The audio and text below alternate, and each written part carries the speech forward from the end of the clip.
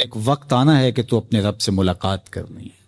ارشاد فرمایا کہ اذا احب عبدی لقائی احببت لقاءہ وَإِذَا كَرِهَ لِقَائِي كَرِهْتُ لِقَاءَهُ، جب میرا بندہ مجھ سے ملنے کی چاہت رکھتا ہے تو میں بھی اس سے ملنے کی چاہت رکھتا ہوں۔ پھر وہ ملاقات تو پھر زندگی کی آرزو ہے کہ میں اس کے حضور جاؤں، لیکن اچھے اعمال کا ذخیرہ ہوگا تو پھر ملنے کی آرزویں ہوں گی۔ گناہوں کا بوجھ ہو تو پھر ملنے کی تمنا ہی نہیں ہوتی۔ جو اشتہاری ہوتے ہیں وہ تو شہر سے گریز کر کے پردے میں گزرتے ہیں، تھانے کے آگے سے کیسے گزریں گے؟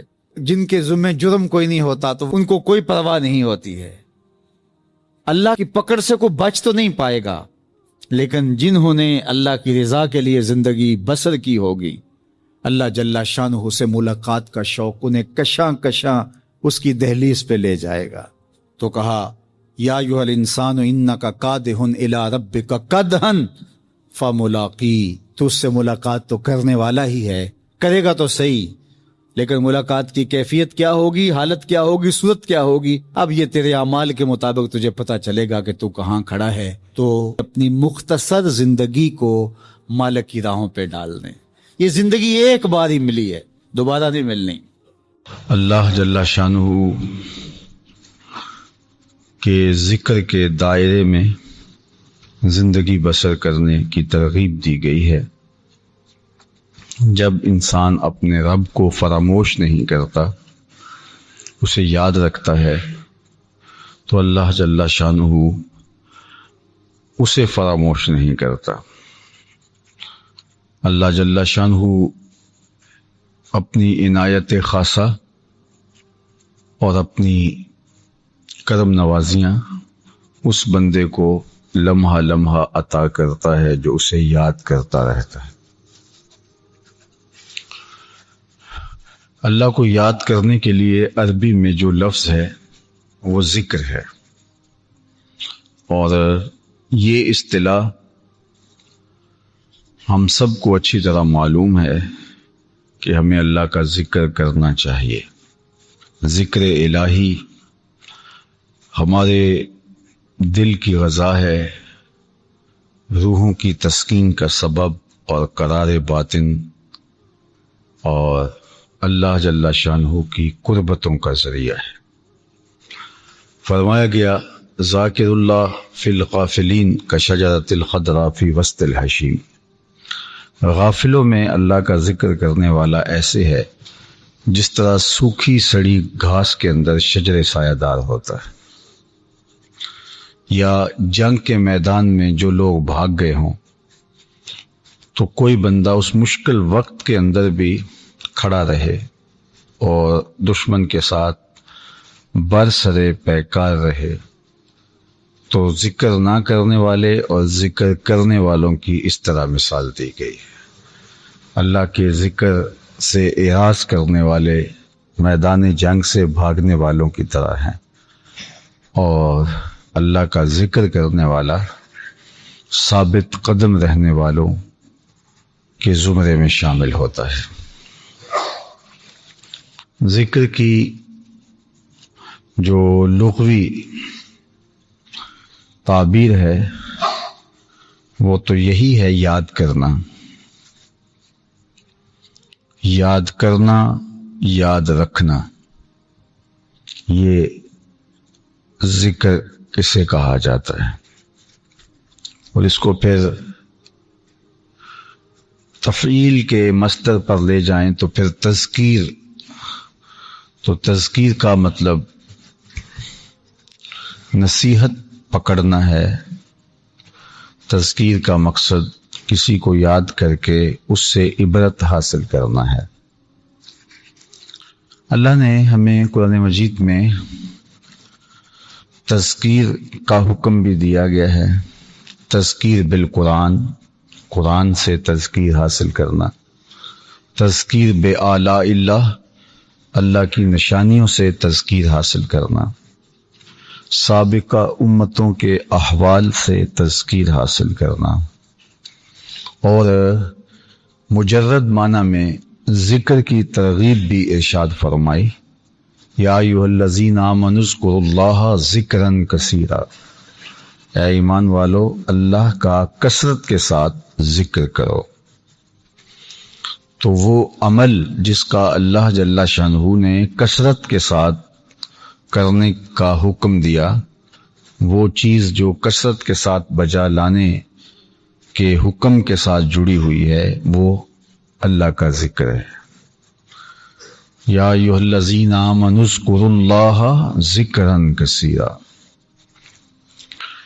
اور دوسرے مقام پہ اللہ جل شانہ نے ارشاد فرمایا فاذکرونی اذکرکم واشکروا لی ولا تکفرون۔ تم مجھے یاد کرو، میں تجھے فراموش نہیں کروں گا، تمہارا چرچا کروں گا، تمہاری یادوں کے چراغ بجھنے نہیں دوں گا، اور میرا شکر ادا کرو، میرا شکر بجا لاؤ، اور کفران نعمت جیسی بدکاری نہ کرنا، ناشکری نہ کرنا، کفران نعمت نہ کرنا۔ تو اللہ کا ذکر کرنے سے مراد اس کو یاد کرنا ہے، اور یہاں علماء تفسیر نے لکھا کہ اس کا مطلب یہ ہے کہ مجھے اطاعت سے، فرما برداری سے یاد کرو، میں تمہیں اجر و ثواب سے یاد کروں گا۔ یعنی میرے ذکر کا مفہوم یہ ہے کہ تم میری اطاعت بجا لاؤ، میرے حکموں کو مانو، اور میں پھر تمہیں یاد کروں گا۔ تو اس کا مطلب یہ ہوا کہ میں تمہیں اس کا اجر و ثواب عطا کروں گا۔ اور اعلیٰ حضرت امام اہل محبت نے اس کا ترجمہ کیا فاذکرونی اذکرکم، تم مجھے یاد کرو، میں تمہارا چرچا کروں گا۔ یعنی جب تم مجھے یاد کرو گے تو اللہ کا یاد کرنا کیا ہے کہ وہ تمہاری عزت افزائی اس طرح فرمائے گا کہ کائنات کے اندر تمہاری عظمتوں کے جھنڈے گاڑ دیے جائیں گے، تمہارا چرچا ہو جائے گا۔ ایک روایت میں ہے کہ جب بندہ اللہ سے محبت کرتا ہے تو اللہ جل شانہ اس سے محبت کرتا ہے، اور جبریل امین سے کہتا ہے کہ فلاں بندے سے میں محبت کرتا ہوں، تو بھی اس سے محبت کر، اور پھر جبریل امین بھی اس سے محبت کرنے لگ جاتے ہیں۔ پھر جبریل امین کو حکم ہوتا ہے کہ اہل سما کو منادی دے دو، آسمان کے رہنے والوں کو بتا دو کہ فلاں بندے سے اللہ بھی پیار کرتا ہے، جبریل بھی پیار کرتے ہیں، آسمان کے باسیوں تم بھی اس سے پیار کرو۔ پھر آسمان والے اس سے پیار کرنے لگ جاتے ہیں۔ اس کے بعد اس کی قبولیت کو دنیا میں ڈال دیا جاتا ہے، دنیا کے رہنے والوں کے دلوں میں اس کا احترام، اس کی محبت پیدا کر دی جاتی ہے۔ تو گویا اللہ سے محبت کا نتیجہ اللہ کی محبت، جبریل امین کی محبت، فرشتوں کی محبت، آسمانی مخلوقات کی محبت، اور زمین پہ بسنے والے اچھے لوگوں کی محبت اس شخص کا مقسوم ہو جاتا ہے۔ اور یہاں ارشاد فرمایا جب میرا بندہ مجھے یاد کرتا ہے تو اگر وہ اکیلے یاد کرتا ہے، تنہائی میں یاد کرتا ہے، تو میں بھی اس بندے کو تنہائی میں یاد کرتا ہوں۔ اور اگر میرا بندہ مجھے مجلس میں یاد کرتا ہے، ہجوم انسانہ میں، لوگوں کے ہجوم میں یاد کرتا ہے، تو میں اس سے بہتر مجلس جو فرشتوں کی ہے اس میں اسے یاد کرتا ہوں۔ اور پھر فرمایا کہ اگر میرا بندہ میری طرف ایک قدم چل کے آئے تو میں اس کی طرف 70 قدم چل کے آتا ہوں۔ پہلے فرمایا ایک بالشت آئے تو میں 70 بالشت آتا ہوں، پھر ایک ذرا آئے تو میں 70 ذرا اس کی طرف آتا ہوں، ایک گز آئے تو 70 گز اس کی طرف میری رحمتیں متوجہ ہوتی ہیں۔ اور پھر آخر میں لفظ ہیں کہ اگر وہ میرا بندہ میری طرف چل کے آئے، اتیتہ ہر والا، وہ چل کے آئے تو میری رحمتیں دوڑ کے استقبال کرتے۔ تو یہ اللہ کے ذکر کی برکتیں ہیں جو اللہ اپنے بندے کو عطا کرتا ہے۔ تو اس لیے ہمیں کثرت کے ساتھ اللہ کے ذکر کرنے کی ترغیب دی گئی ہے، اور ہمیں اتنے طریقہ ہائے ذکر دیے گئے ہیں کہ ہم ہر وقت اس ذکر کے دائرے میں رہیں۔ یہ جو نماز ہے یہ بھی اللہ کے ذکر کی ایک صورت ہے. اقم الصلاۃ لذکری، اللہ نے قرآن مجید میں ارشاد فرمایا نماز قائم کرو میرے ذکر کے لیے، میری یاد کے لیے. یہ بھی اللہ کی بارگاہ میں ہم حاضری لگوانے آتے ہیں. 5 ٹائم ہم کام چھوڑ کے بھاگ آتے ہیں، گھر چھوڑ کے بھاگ آتے ہیں. ہم کھیل کے میدان میں ہوں تو بھاگ آتے ہیں. ہم دوستوں میں بیٹھ کے گپ شپ لگا رہے ہوں تو بھاگ آتے ہیں. ہم سوئے ہوئے ہو تو اٹھ کے بھاگ آتے ہیں. ہم کھانا کھا رہے ہوں تو چھوڑ کے بھاگ آتے ہیں. شادی میں ہو تو چھوڑ کے بھاگ آتے ہیں.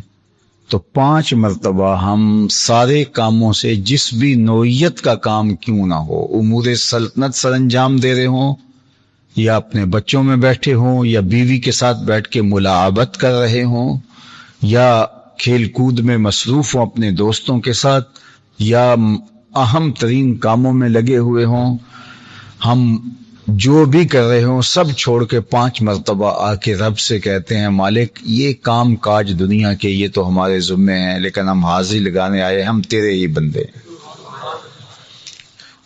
تو یہ گویا اپنی وفاداری بتانے آتے ہیں اور یہ عرض کرنے آتے ہیں کہ مالک ہم تجھے فراموش نہیں کیا، تجھے بھولے نہیں ہیں.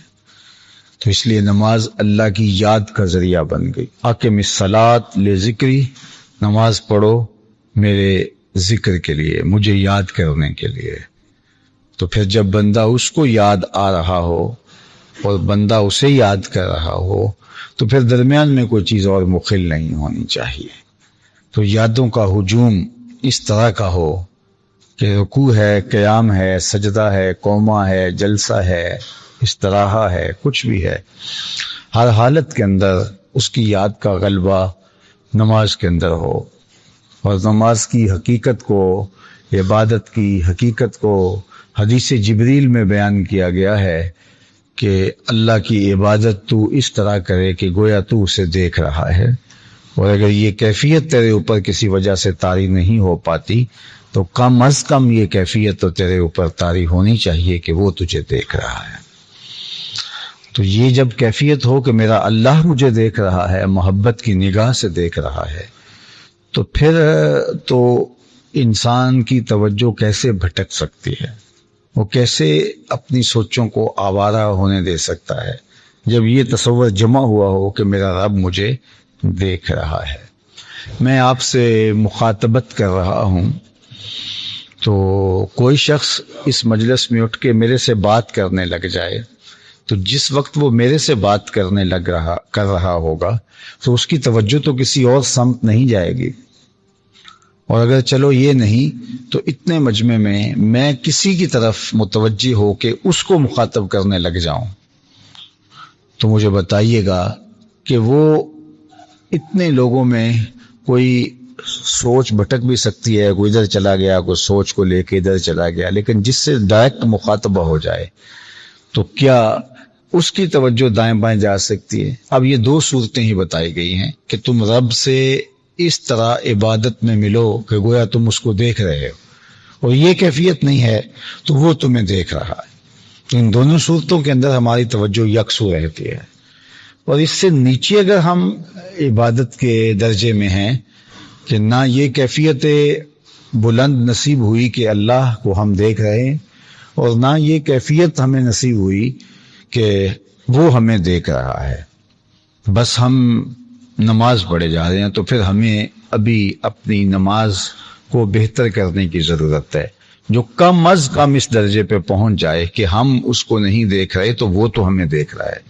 اور یہ تیقن اور یہ یقین جو ہے وہ ہماری باطنی تربیت کرتا ہے. یعنی یہ تصور کہ میرا اللہ مجھے دیکھ رہا ہے، اور نماز کے اندر جب یہ پختہ ہو جائے گا تو پھر وہ نماز کے باہر بھی تصور ہمارے ساتھ جڑنا شروع ہو جائے گا. ہم نماز کے ساتھ اس تصور کو لے کے اپنے گھر بھی چلے جائیں گے کہ میرا اللہ مجھے دیکھ رہا ہے، اور یہ حقیقت ہے کہ وہ ہمیں دیکھ رہا ہے.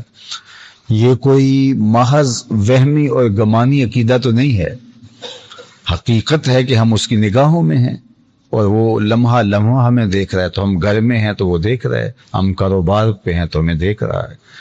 تو ہمارے رویے، ہماری زندگی کے سارے چال چلن خود بخود مرتب اور منظم ہو جائیں کہ ہمارا اللہ ہمیں دیکھ رہا ہے. تو یہ عقیدہ ہمیں گناہوں سے بھی بچاتا ہے، اور یہ فیض ہمیں نصیب ہونا تھا نماز سے۔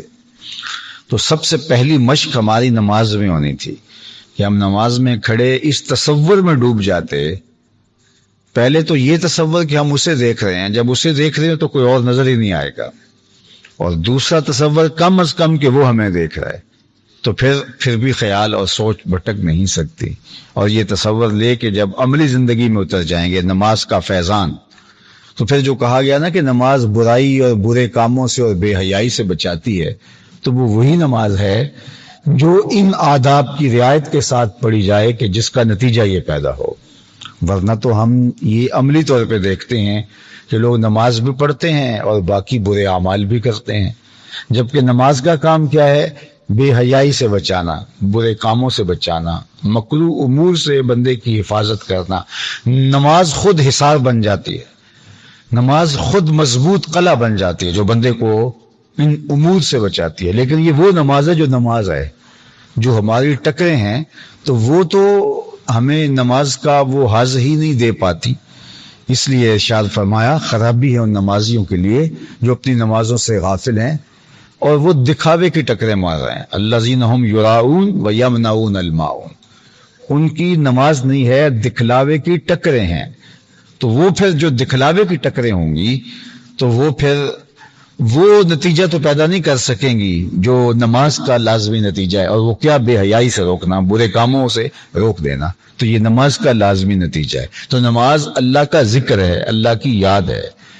تو کہا اقم الصلاۃ لذکری، نماز جو ہے وہ پڑھو، یہ میرا ذکر ہے۔ اچھا، قرآن کو بھی ذکر کہا گیا ہے، ہم نے اس ذکر کو نازل کیا اور اس کی حفاظت بھی ہم خود کریں گے، تو قرآن بھی ذکر ہے۔ تو پھر جو اللہ کا کثرت کے ساتھ ذکر کرنے کا کہا گیا تو اس میں قرآن مجید کی تلاوت ہے، اور ہماری زندگی میں قرآن مجید کی تلاوت لازم ہونی چاہیے۔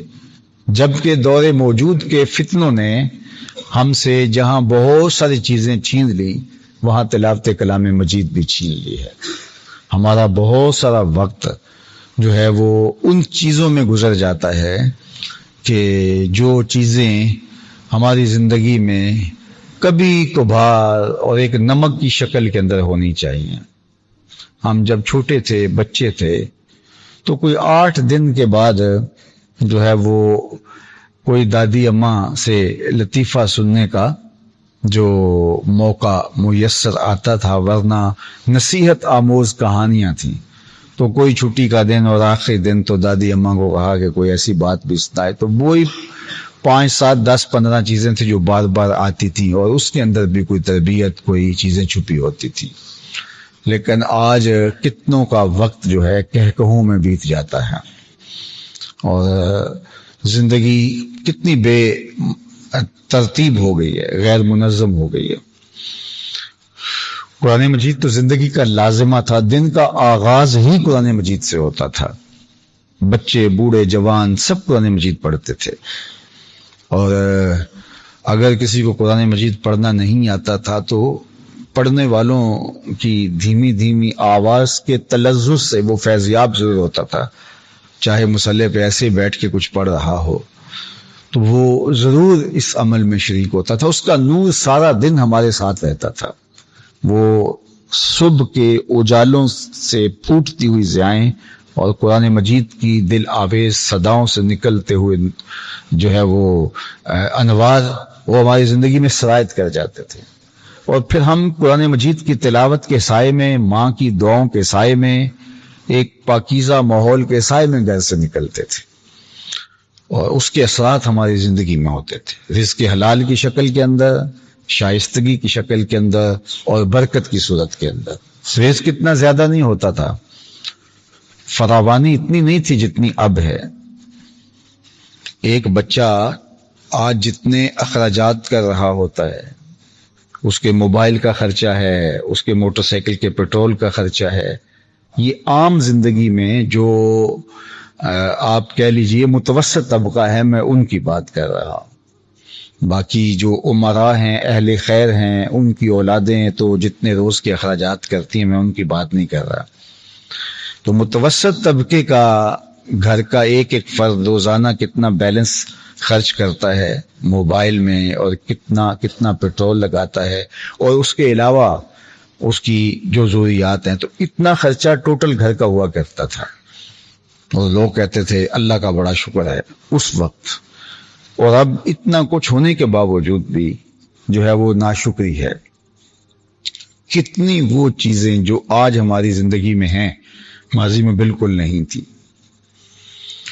اور آج وہ ہماری زندگی میں وافر اور فراواں ہیں، لیکن شکر ختم ہو گیا، اس لیے کہ شکر بھی ختم ہو گیا اور دوسری برکت بھی ختم ہو گئی۔ ایک ہے مال کی کثرت اور ایک ہے مال میں برکت۔ کثرت بڑی چیز نہیں ہے، برکت بڑی چیز ہے۔ تو برکت کیسے ہوتی تھی؟ جب ہمارے دن کا آغاز اللہ کے ذکر سے ہوتا تھا۔ قرآن مجید اللہ کا ذکر ہے، نماز اللہ کا ذکر ہے، اور صبح کا آغاز جو ہے وہ سحری کے سجدوں سے ہوتا۔ چلو اگر کوئی تہجد کے سجدے کسی کو نصیب نہ ہوتے تو یہ نہیں ہوتا تھا کہ فجر کے بعد گھروں کے اندر قرآن مجید کا ماحول نہ ہوتا ہو، لیکن پھر وقت کے ساتھ ساتھ ساری چیزیں سمٹ گئی۔ آج صبح کے وقت گھر خاموش ہوتے ہیں، غفلت کی خاموشی ہر گھر پہ الا ماشاء اللہ طاری ہوتی ہے۔ کوئی ایک آدھ بزرگ بوڑھا یا کوئی فرد نماز پڑھ بھی لیتا ہو تو وہ جلدی جلدی نماز پڑھی اور پھر اس کے اوپر اپنا بستر لپیٹا اور پھر جو ہے وہ دوبارہ سو گیا۔ وہ لمحے رزق کے تقسیم ہونے کے ہیں، وہ لمحے برکتوں کے اترنے کے ہیں، وہ لمحے خیر کے ہیں۔ حضور نے اپنی امت کی صبح کے لیے برکت کی دعا مانگی ہے۔ جو صبح کے کاروبار ہیں جن کا آغاز صبح ہوتا ہے اس میں خاص برکت رکھی گئی ہے۔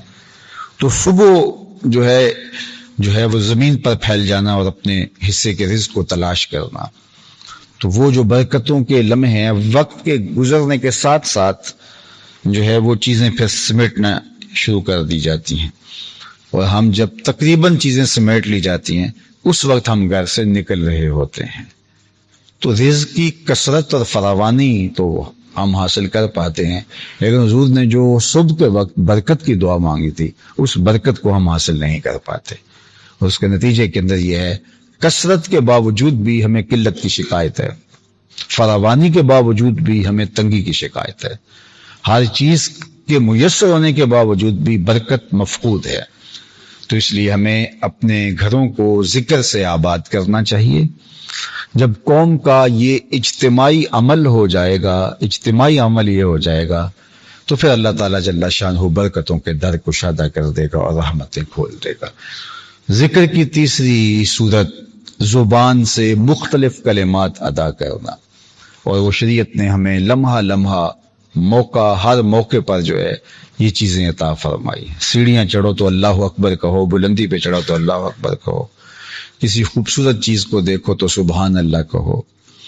اسی طرح سونے سے پہلے، سونے سے اٹھنے کے بعد، واش روم میں جاتے ہوئے، واش روم سے نکلتے ہوئے، وضو کے لیے جاتے ہوئے، وضو کے بعد فارغ ہونے سے، نمازیں خود اللہ کا ذکر ہے لیکن نماز کا سلام پھرتے ہی اللہ کے ذکر کی تلقین۔ مختلف احادیث کے اندر اوراد و وظائف بیان فرمائے گئے، اور وہ اوراد و وظائف کے ذریعے سے اللہ کا ذکر کرنا، دو نمازوں کے درمیان اللہ کا ذکر کرنا، آئینہ دیکھتے ہوئے، کپڑے لباس پہنتے ہوئے۔ تو آپ دیکھیے کھانا کھانے سے پہلے، کھانا کھانے کے بعد کوئی وقت ایسا نہیں ہے۔ سفر پر روانہ ہوتے ہوئے، سواری پر بیٹھتے ہوئے، سواری جب چلنے لگے تو اس وقت، تو ہمیں ہر لمحہ، ہر لحظہ اللہ کا ذکر کرنے کی تلقین کی گئی، اور حدیث میں مختلف اذکار، مختلف اوقات، بیماریوں کی شکل کے اندر مختلف بیماریوں پر اللہ کا ذکر کرنے کی تلقین کی گئی ہے۔ اسی طرح ہمیں اور مختلف مواقع پر اللہ کا ذکر کرنے کی تلقین کی گئی ہے۔ تو یعنی اگر ہم یہ کہیں تو کوئی لمحہ نہیں بچتا کہ جب ہم کسی نہ کسی صورت میں اس کا ذکر نہ کر رہے۔ ایک صحابی حضور کی خدمت میں آیا، اعرابی تھا، دیہاتی، تو وہ بدو حضور کی خدمت میں حاضر ہو کے عرض کرنے لگا، یا رسول اللہ صلی اللہ علیہ وسلم، میں ایک دیہاتی شخص ہوں اور اسلام کے احکام بہت سارے ہیں، یعنی آپ اگر اسلام کے احکام کو دیکھنے لگے تو کتابیں بھری ہوئی ہیں، تو اس وقت بھی حضور بہت کچھ ارشاد فرماتے، پھر صحابہ اس کو، وہاں تو یہ تو نہیں تھا ہم اپنی مرضی کا عمل کر لیتے ہیں، وہ عمل کرتے رہتے. تو اس نے ایک حضور سے عرض کیا، حضور، اس عرابی نے کہا حضور اسلام کے احکام چیزیں بہت ساری ہیں اور میں ایک سادہ آدمی ہوں، مجھے آپ ایک ایسی چیز ارشاد فرما دیں جو میرے لیے کافی ہو. تو آقا کریم نے اس کو ایک بات ارشاد فرمائی، وہ سنیے. فرمایا ان تموتا ولسانک رطب من ذکر اللہ، تو اس حالت میں مرے کہ تیری زبان اللہ کے ذکر سے تر ہو. یہ خلاصہ ہے، یہ دو لفظی بات ہے کہ تو زندگی اس طرح گزار کہ تجھے جب بھی کبھی موت آئے، اچانک موت آ جائے، ان تموتا ولسانک رطب من ذکر اللہ، جب تو فوت ہو تیری زبان اللہ کے ذکر سے تر ہو. خوش نصیب وہ ہوتے ہیں کہ جو مرتے ہوئے اللہ کے ذکر کے دائرے میں ہوتے ہیں. ایسے لوگ بھی ہوتے ہیں جن کو تلقین بھی کی جائے تو ان کے لبوں پہ کلمہ جاری نہیں ہوتا، اور ایسے لوگ ہیں کہ وہ کہتے رک جاؤ میں جا رہا ہوں مجھے کلمہ پڑھ لینے دو. تو یہ خوش نصیب لوگ ہوتے ہیں. علماء نے لکھا کہ جو شخص نشے کا عادی ہے، مرتے ہوئے اس کی زبان پر کلمہ جاری نہیں ہوتا. وہ شراب ہے، وہ بھنگ ہے، وہ افیون ہے، نشے کی جو بھی صورت ہے، جو نشے کا عادی ہے، اللہ تعالیٰ جل شانہ اس کو آخرت میں جو سزائیں دے گا، دنیا پر اس کی جو سزا ہے اس میں سے ایک سزا ہے کہ مرتے ہوئے اسے کلمہ نصیب نہیں ہوتا. تو فرمایا کہ تیرے لیے بہترین وظیفہ کیا، ان تموتا ولسانک رطب من ذکر اللہ، تیری زبان اللہ کے ذکر سے تر ہو.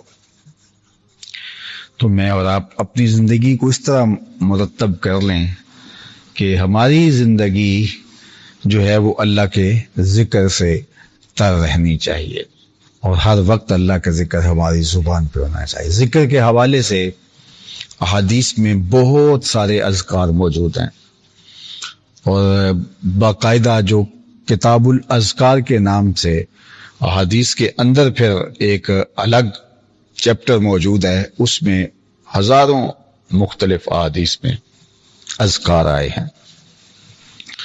جن دنوں میں اللہ جل شانہ حرم شریف جانے کا موقع نصیب کرتا ہے تو کوشش یہ ہوتی ہے کہ باقی کام بھی کیے جائیں لیکن کچھ اذکار ضرور پڑھے جائیں. تو پھر جو میسر ہوتا ہے وہ دیکھتے ہیں. تو ایک بار میں نے وہاں لائبریریوں میں جو کتابیں موجود ہیں تو اس میں انہی پر ہی زیادہ محنت کی. تو 4 اذکار ایسے ہیں جو سب سے افضل اور اشرف بتائے گئے ہیں. تو ہمیں اپنی زندگی میں وہ 4 اذکار اختیار کرنا چاہیے. اور یہ کوئی میری تحقیق نہیں ہے بلکہ یہ بڑی واضح چیز ہے. احادیث میں جتنی فضیلت ان 4 اذکار کی آئی ہے اس کے علاوہ کسی ذکر کے لیے اتنی تلقین نہیں ہے. اور وہ ایک تو ہے سبحان اللہ، اور ایک ہے الحمدللہ، اور ایک ہے لا الہ الا اللہ، اور ایک ہے اللہ اکبر. یہ 4 اذکار افضل ترین ذکر ہیں، یہ چاروں مشکل نہیں ہیں. الحمدللہ تملأ المیزان، جب کوئی الحمدللہ کہتا ہے تو میزان بھر جاتا ہے. یعنی جو میزان ہے، نامہ اعمال جس پہ تولے جائیں گے، الحمدللہ کا اتنا وزن ہے کہ میزان کے پلڑے کو جھکا دے گا. اور جب